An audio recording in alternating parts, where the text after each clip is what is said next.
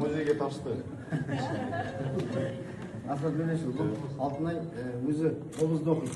Оған домбыраны айтып отқанымыз осы Алтынайға да көп баланың ішінде. Бұл көп балалы отбасы Өмірхан ағамыздың отбасынан. Сосын 7 жыл қобызды бітірді. Жақсы қыз дипломмен. Жақсы, домбыра құтты болсын.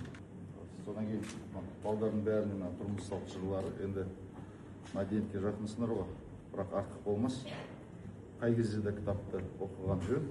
Өздеріңізге білім беретіндей, қосымша тағы да мәлімет алатындай кітап. Сондықтан барша балаларға ұлттық домбыра күні құтты болсын.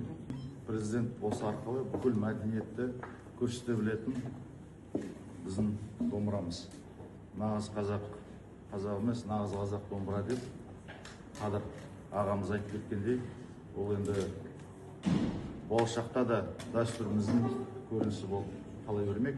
Домбыраны меңгерген адам қай кезде де сыйлы, құрметі зор. Сондықтан осы мереке ерекше атап өтуге біз міндеттіміз. Осы арқылы бүкіл қазақты бүкіл әлемге танытамыз. Солай болсын. Жақсы да болайық.